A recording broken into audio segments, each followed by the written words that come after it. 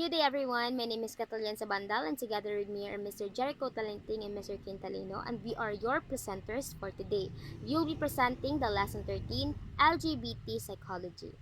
And now let us have our fourth table of contents. First is to know the historical view of LGBT+. Second is to understand what LGBT plus community is in the modern world. Third is to comprehend what transgenderism is. And fourth is to know the transitioning process of gender. I know for sure that all of us have heard the term LGBT, and we all know that this is a community that is comprised by individuals who have different gender identities. So let's now find out what's really LGBT is about. So before we start, let's have this definition of terms first. So these are the terms that you will get to encounter all for our presentation. So again, we have the LGBT, which stands for, this is an acronym that stands for lesbian, gay, bisexual, and transgender, which refer to different genders. We also have the lesbian, who are the women who are emotionally and sexually attracted to women. Gay are men who are emotionally and sexually attracted to men. Bisexual, which defines an individual who are emotionally and sexually attracted to men and women. And lastly, the transgender. These are the individual who has a gender identity or how they feel that is different from their physical sex, or whether they are a male or they are a female. And so let us start our presentation on the first topic, which is all about the view on LGBT in history. So good day, ma'am. My name is Talingting Jerkady, one of the reporters from Group 6. So I'll be discussing the views on LGBT in history. In ancient China, around 600 BCE, the term pleasures of beaten pitch and broke back were used to represent homosexual relationship. So the terms pleasures of the beaten pitch came from the story about Meizisha, a male lover of Duk Ling of Wei, o si Wing Ling Gong. So, ang terms nga pleasure of beaten pitch and broke back ay nag-represent siya sa homosexual relationship in a China. So, in Japan, they have shodo or nanshoko. Shodo or nanshoko is a term from a Japanese history that refers to the practice of homosexuality between men, typically with a considerable age difference. This practice was particularly prevalent among the samurai and nomadic communities of pre-modern Japan, despite being misunderstood and often mistranslated as sodomy or pedophilia. Nanchoko is more about the homosexual relationship between men and does not involve women. Then, ang shodo or nanchoko nga term nga ginagamit sa Japanese is nag-refer siya sa practice of homosexuality between men. Next is katoy. Katoy is used in the Thailand to refer to a lady boy. So, i-discuss nato na. Katoy or lady boys is a term used in the Thailand to describe transgender women or an effeminate gay men. So, sa ang katoy, sa term nga ginagamit ni sa Thailand nga, nag-describe ni siya sa transgender woman or a gay man. So the next, in the Philippines, we have the Babaylan and the Katalunan, who were mostly women race, but some are males who live their lives as women. So the next one is, in an ancient Greek, all males are expected to take on a younger male lover in a practice called pederasty. Some society like the indigenous Native American accepted and celebrated what they called two-spirit person in a dance of the Bedarki. Homosexuality was classified as an illness in the 19th century as a basis for them to legally persecute homosexuals, imprison, and commit them into a mental institution. An example of this persecution is that of Alan Turing, the father of modern computing, who was persecuted in 1952 for homosexual acts. He was sentenced with chemical castration treatment and he later died for cyanide poisoning. APA declared that being attracted to people of the same sex is a natural variation of the human experience, and it does not make anyone less of a healthy and functioning human being. Now that society is more accepting towards the LGBT, new terms and labels has been used to cater to everyone. The ABCs of the LGBTQIA+. Okay, so as mentioned earlier, no, that the LGBT is a term that stands for lesbian, gay, bisexual, and transgender, which generally means a community that comprised individuals who has different genders. So, with the help of all the effort towards visibility and inclusion, there were few letters that were added. So, if you might have noticed, natay Q and I. So, what's the meaning of this? Di na nato na-explaining LGBT since kabalo naman ta ka na-mention naman earlier. Let's just know the two that was added and more of this. So, next is the queer. This is the gender identity used by an individual who celebrates all the gender identities. Could mean that someone who do not want to be restricted as lesbian, gay, or bi. So, it could be someone who feels all the gender identities, or someone who do not want to restrict being called as lesbian, gay, or bi. So the next one is the intersex. These are the people who are born with sex genitals or chromosome patterns that do not fit the typical male or female body. Let's say, for example, someone is born with a female genitals, like she has ovary, she has the uterus. However, since she is intersex, kalit lang nga na ay penis, no? When in fact, sa man man gyud ng penis. So that's an example of intersex. Next is asexual or ally. Asexual are people who do not feel sexual attraction to anyone. So sila ang dili ma-attract, no? Di sila ang usually dili maka-engage og romantic or sexual relationships. Allies are straight or heterosexual people who are fighting for LGBT rights. So, when you say ally, mo na sila ang mga straight people, they're not really that part of the LGBT community. They don't have different gender identity, but they fight for their rights. So plus plus refers to the sign to all sexualities that do not fit in the LGBTQI spectrum. So as I have mentioned, as time passes by, madungagan ug madungagan yun ning letters sa LGBTQI, no? So the sign plus means that possible pa na madungagan. So daghan kayong mga terms nga nag-pop up in knowing or taking knowledge about human sexuality. So we have these terms. We have the androgynous.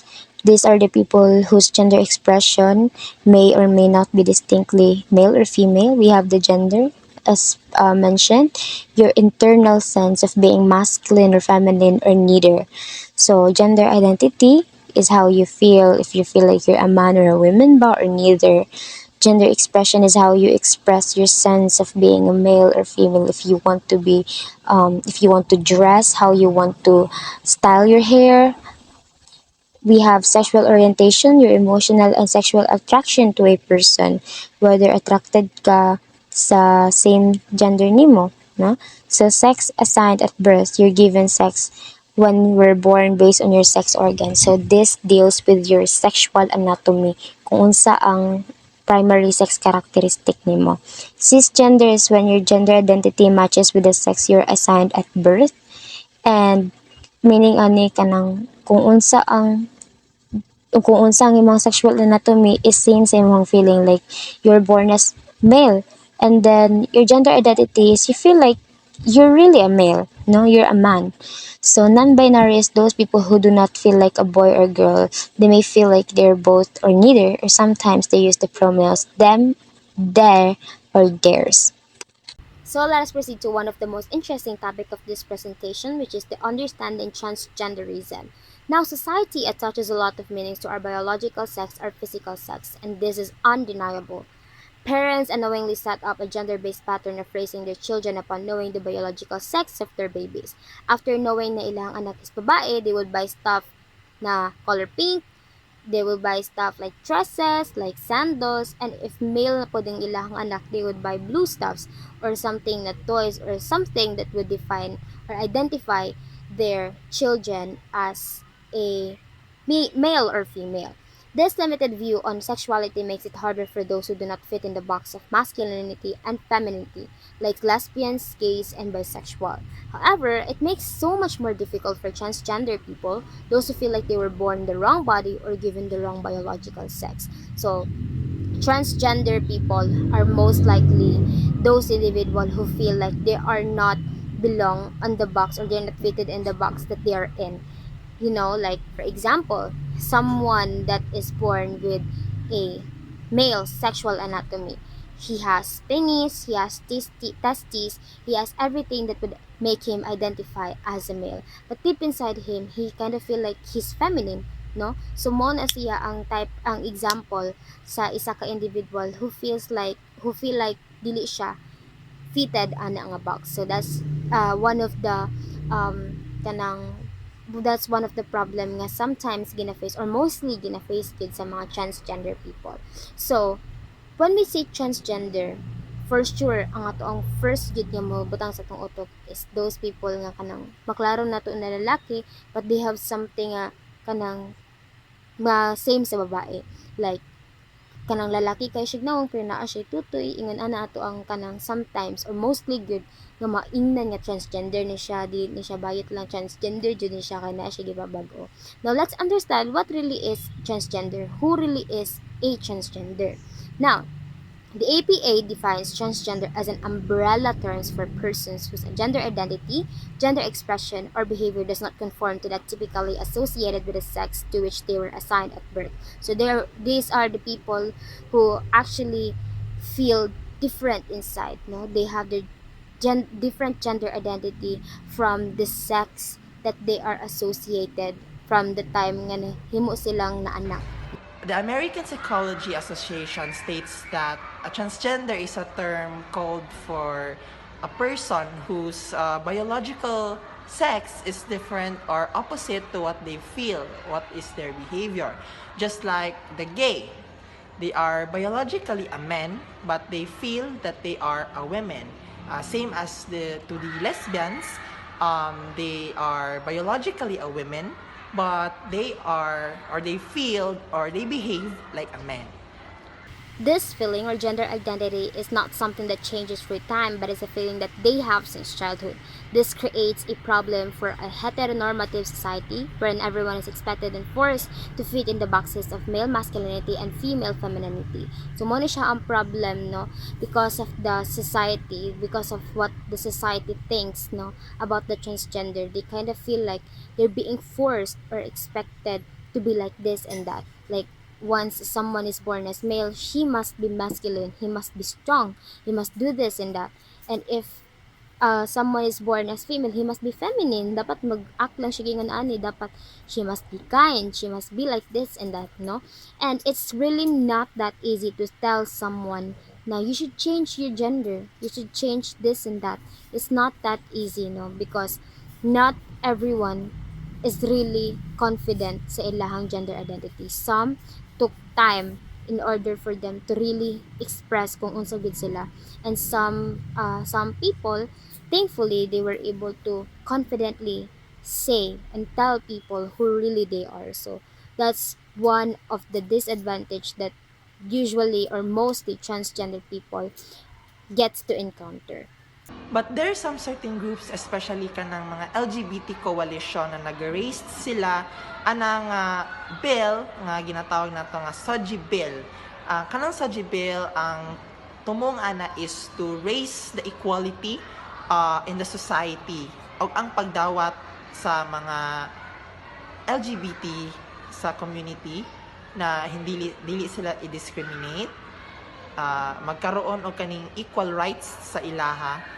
However, history tells us in different cultures across the world and in different times in history that there are people who live their life expressing a gender that is different from their biological sex. So back then, nalagi day mga tao nga naka-experience the same ani.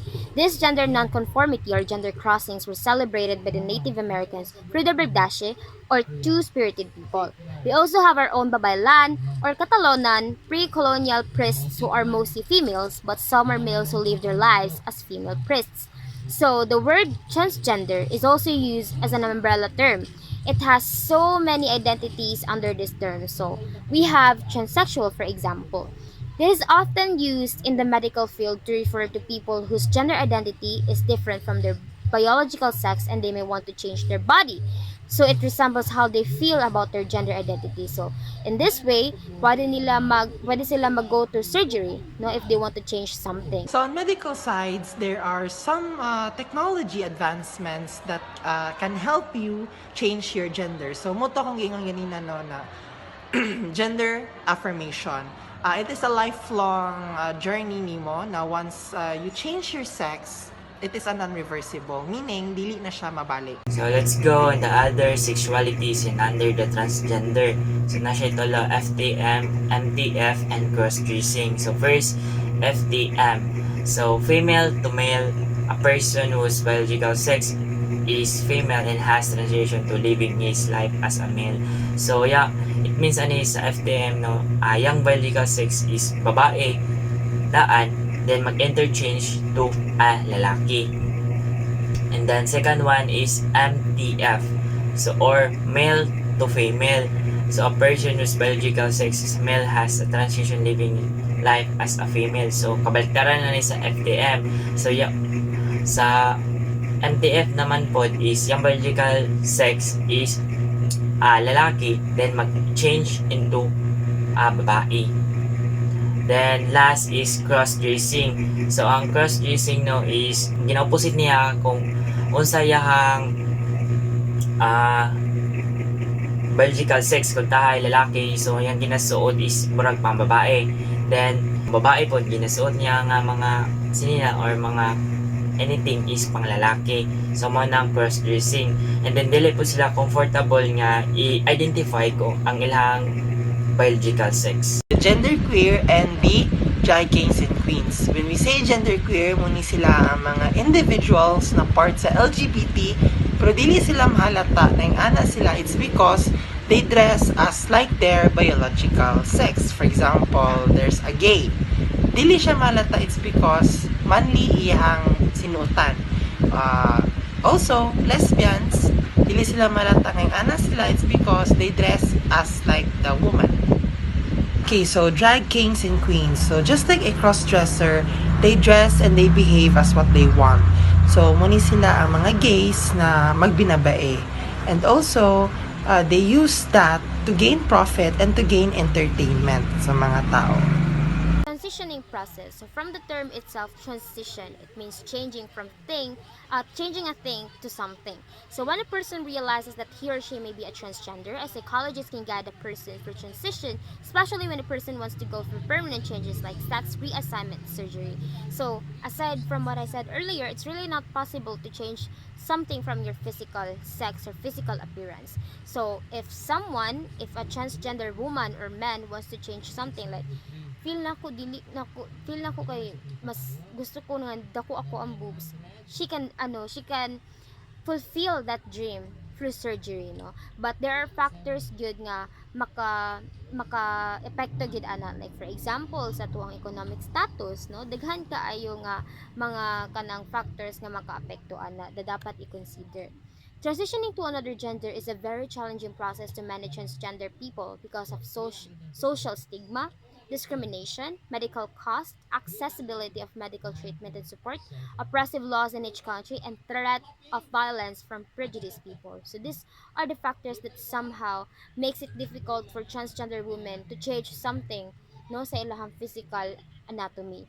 Just like prejudice, no, dili jud na mawala na kanang na mga judgment, no, and especially kining mga laws na yung mga countries manggod, not every country around the world is allowed, no, sa pagpa-surgery, no. There are a lot of kanang countries nga bawal pa, and there are some instances pod na costly lang pag gyud ang pag-surgery, no, so need jud og a lot of money. So dili tanan gyud nga mga transgender who wants to change something or transgender nga gusto mag-change og something sa ilang body na inline sa ilang gender identity is ma-fulfill ang ilahang dream.